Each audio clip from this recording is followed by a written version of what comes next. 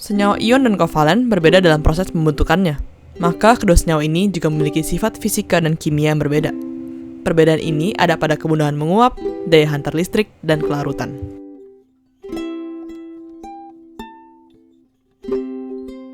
Coba kita bandingkan antara cuka yang merupakan senyawa kovalen dan garam yang merupakan senyawa ion. Dari antara dua benda ini, kita akan mudah sekali mencium baunya cuka. Hal ini dikarenakan oleh cuka lebih mudah menguap atau memiliki titik didih yang relatif rendah daripada garam. Pada tekanan normal, cuka memiliki titik didih 119 derajat Celcius, sedangkan garam pada 1517 derajat Celcius. Kemudahan menguap suatu zat dipengaruhi oleh gaya tarik antar molekul. Gaya tarik antar molekul itu berbeda dengan gaya tarik antar atom. Gaya tarik antar atom adalah tarikan antara atom-atom yang membentuk suatu molekul atau senyawa, yang membuat ikatan kovalen atau ion. Sedangkan gaya antar molekul adalah tarikan antara molekul-molekul dalam suatu senyawa yang berdampak pada wujud zat tersebut. Pada senyawa kovalen, gaya tarik antar molekulnya cukup rendah, sehingga pada umumnya senyawa kovalen lebih mudah menguap dibandingkan senyawa ion.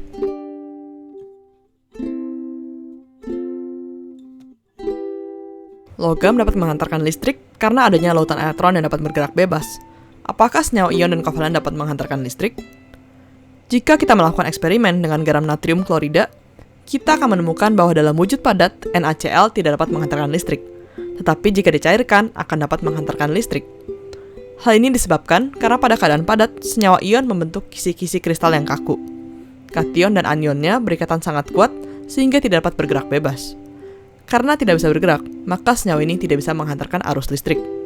Ketika dicairkan atau dilelehkan, tarikan antara kation dan anion ini melemah, sehingga dapat bergerak bebas.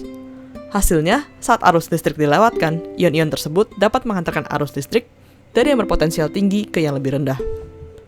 Pada senyawa kovalen, baik dalam wujud padat ataupun cair, tidak dapat menghantarkan arus listrik. Artinya, tidak terjadi pemisahan atom-atom membentuk ion yang bermuatan listrik, melainkan tetap sebagai molekul kovalen. Oleh karena tidak terbentuk ion yang bermuatan listrik, maka saat arus listrik dialirkan, tidak ada ion yang bisa menghantarkan daya arus ini.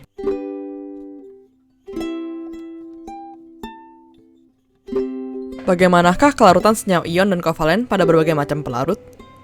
Jika kita melihat 3 senyawa, garam, natrium klorida, naftalena, dan gula, dan mencobanya pada 3 macam jenis pelarut, yaitu air, alkohol, dan benzena, kita akan menemukan bahwa natrium klorida hanya larut dalam air, naftalena hanya larut pada benzena, dan gula larut dalam air dan alkohol. Berdasarkan fakta dari eksperimen ini, kita bisa melihat bahwa senyawa ion larut dalam air tetapi tidak larut dalam pelarut organik. Pada umumnya, senyawa ion larut dalam air, tetapi beberapa saat tertentu ternyata tidak larut. Jika kita lihat senyawa kovalen, gula dan naftalena, sifat kelarutan mereka berbeda. Hal ini dikarenakan gula merupakan kovalen polar, sedangkan naftalena adalah kovalen non-polar. Air dan alkohol merupakan senyawa polar, maka bisa melarutkan gula yang juga polar. Benzena adalah senyawa non-polar, sehingga bisa melarutkan naftalena yang non-polar. Pada umumnya, senyawa kovalen polar larut dalam pelarut yang polar. Senyawa kovalen non-polar larut dalam pelarut yang non-polar. If you like this video, please like, comment, and subscribe. It really helps a lot, and see you next time.